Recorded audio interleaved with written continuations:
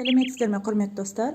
Бүгін мен мына дипсис гүлін қараңыздаршы, бұл мына жапырақтарының барлығы қурап, мынандай болып белгі беріп жатыр, сап-сары болып мына жапырақтары.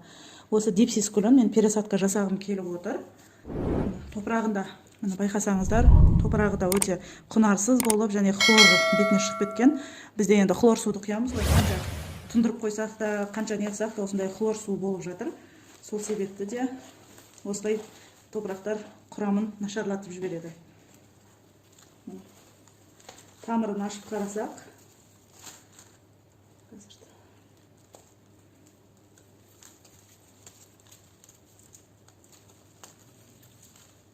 тамыры жаман емес, тамыры шіріп жатқан жоқ. Мына көрініп тұрса, тамыры өте әдемі.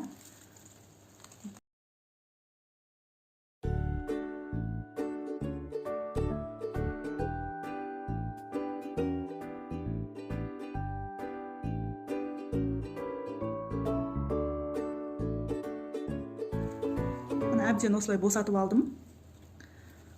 Мына жерде сарғайған, жаман болған жапырақтарын кесіп тастауға да болады. Бірақ әзірге мен тиіспеймін. Мында қураған жерлерін алып тастасақ болады.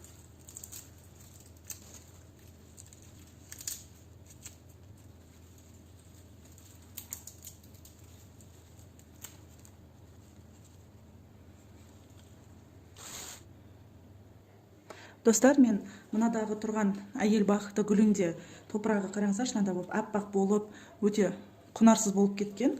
Бұны кішкентай атроскадан өсірген болатынмын. Мен мынандай кезінде отырғызған болатынмын бұл горшокқа. Енді қазір тамыры өте жақсы. Мына көрініп тұр ма сіздерге? Тамыры өте аппақ, жақсы, шіріген тамыры ешқандай жоқ. Тек қана жаңағыдай құнарсызданып кеткен. Мына қараңыздар, аппақ болып, мына хлор суы ғой әсер етеді. Былайша мына қараңыздар, ешқандай да ұшы, мына қай несі болсын, ұштары жақсы өсіп келе жатыр. Себебі бұның қараңыздар, тамыры сау.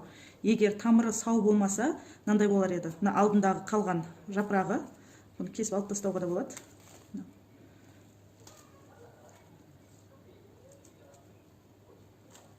Қараңыздар, ұнтақталып мынандай болып кеткен.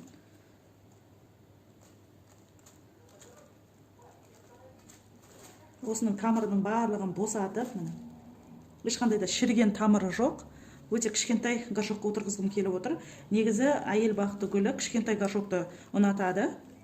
Сол себепті де мен мынадан да кішкентай мына горшокқа отырғызғым келіп отыр. Қараңыздаршы, өзіне лайықты. Мынадан да кішкентай.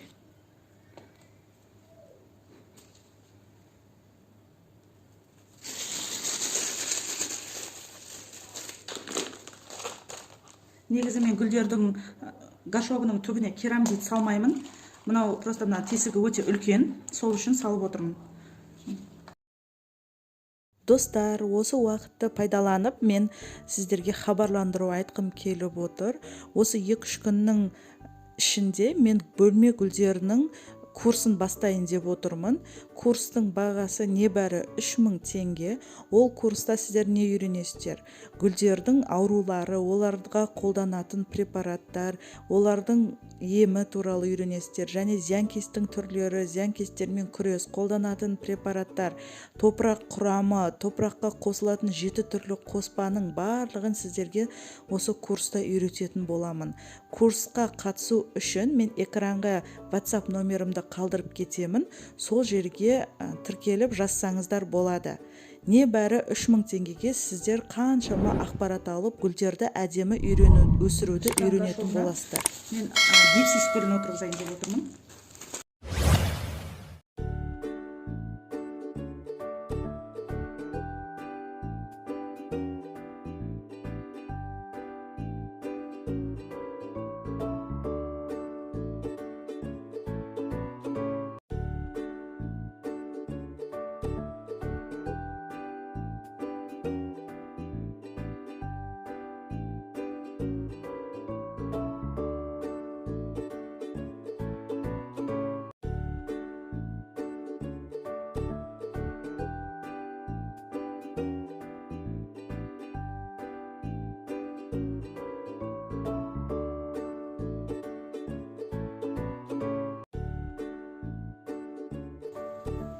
мінекей достар, осылай отырғызылды.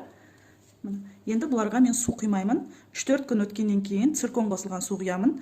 Қазір әзірше мен циркон қосылған су бүркеймін жапырақтарына.